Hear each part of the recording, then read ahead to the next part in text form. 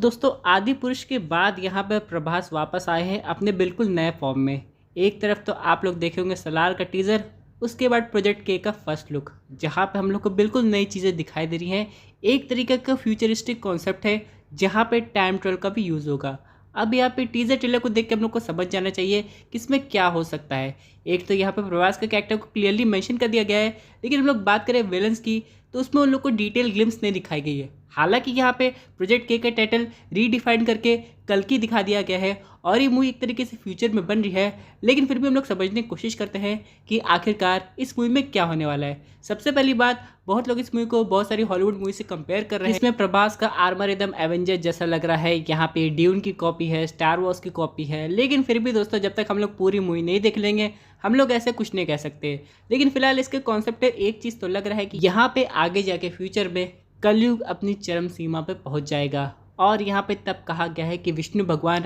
अपना एक आखिरी अवतार लेंगे जो कि है कल्कि अवतार, और यहाँ पे वही कलयुग का अंत करेंगे। उसके बाद एक नई साइकिल शुरू होगी सतयुग की। फिलहाल दोस्तों ये जो डार्कनेस हम लोग को दिखाई दे रही है इनडायरेक्ट वे में यही सब कुछ डिफाइन कर रही है, लेकिन फिलहाल हम लोग समझने की कोशिश करते हैं। आफ्टर ऑल ये मूवी फ्यूचर में बनी है और अगर आप लोग ने कहीं ना कहीं कॉन्सेप्ट सुना होगा तो यहाँ पे कलयुग में जो मेन विलन है जो कि कहते हैं कली पुरुष, जिसका हल्का फुल्का कॉन्सेप्ट काफ़ी डिटेल में हम लोग को असुर में भी दिखाई दिया था, जो कि एक वेब सीरीज़ है। उसमें कहा गया था कि उसका जो मेन वेपन होगा वो टेक्नोलॉजी होगी और टेक्नोलॉजी के बलबूते वो यहाँ पे कलयुग में और अंधकार फैलाएगा। लेकिन इन सब के अलावा दोस्तों यहाँ पे अगर राक्षस के पास टेक्नोलॉजी है तो यहाँ पे जो भी देवता आ रहे हैं नया रूप लेके उनके पास भी टेक्नोलॉजी होगी, यानी कि 1-to-1 कंपटीशन होने वाला है टेक्नोलॉजी, जहाँ पे दोस्तों एक एनर्जीज का भी कॉन्सेप्ट यूज़ हुआ है। जैसे कि दोस्तों विलन्स की बात करें तो उनके पास रेड लाइट है और जो लोग अपने शहर को, गाँव को, जिस चीज़ को भी बचा रहे हैं या विलन से बैटल कर रहे हैं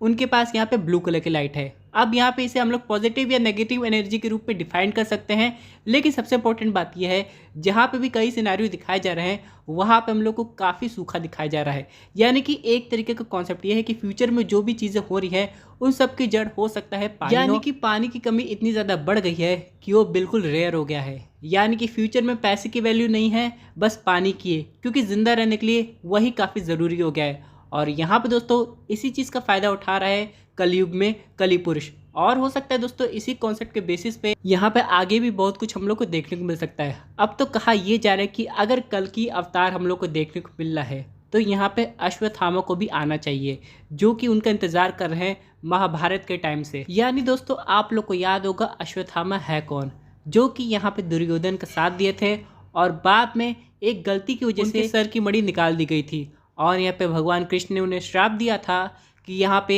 वो कलयुग के अंत तक भटकते रहेंगे, लेकिन उनकी मुक्ति तभी होगी जब कल्कि अवतार आएंगे। लेकिन फिर अश्वत्थामा ने भगवान कृष्ण से पूछा था लेकिन उनकी पीड़ा का क्या, यानी कि जब मणि उनके माथे से निकल गई थी तो उनके सर से काफ़ी खून बह रहा था। तो यहाँ पे कृष्ण जी ने उन्हें सलाह दी कि अगर वो शिवलिंग पे जाकर जल चढ़ाएंगे तो उनकी पीड़ा कम हो जाएगी। तो हर समय दोस्तों अश्वत्थामा एक बार जाते हैं और शिवलिंग पे जल चढ़ाते हैं, लेकिन उन्हें कोई नहीं देख पाता है। अब कहा यह जाता है दोस्तों गुप्तेश्वर महादेव टेम्पल जो है वहीं पे वो शिवलिंग में जल चढ़ाते हैं, और यहाँ पे दोस्तों हम लोग को एक शॉट भी दिखाया गया था जहाँ पे हम लोग शिवलिंग को देख सकते थे। लेकिन दोस्तों तभी यहाँ पे किसी अजीब से आदमी की एंट्री होती है जो कि हो सकता है आधा रोबोट हो और आधा इंसान, और मे भी यहाँ पे वो अश्वत्थामा को ही पकड़ने आया होगा। और यहीं पे दोस्तों हम लोग को अश्वत्थामा का एक और एक्शन में रूप दिखाई देता है जिसमें वो अपने हाथों से दीवार को तोड़ते हुए नजर आते हैं और तलवार चलाते हुए भी। हालांकि वो अभी हम लोग को काफ़ी बुजुर्ग दिखाई दे रहे होंगे,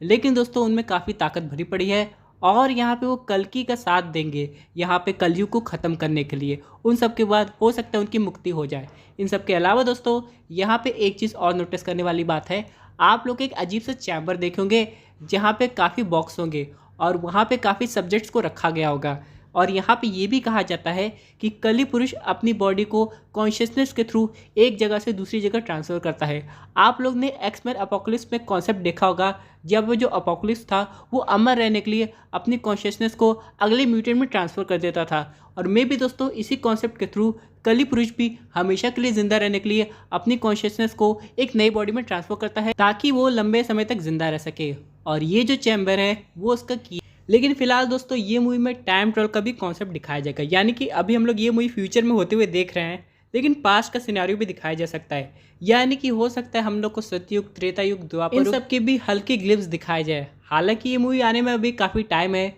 और ये इसका फर्स्ट लुक है, लेकिन ऑडियंस को उससे काफ़ी उम्मीदें बढ़ गई हैं। तब देखते हैं ये मूवी ऑडियंस के लिए अच्छी निकलती है कि नहीं।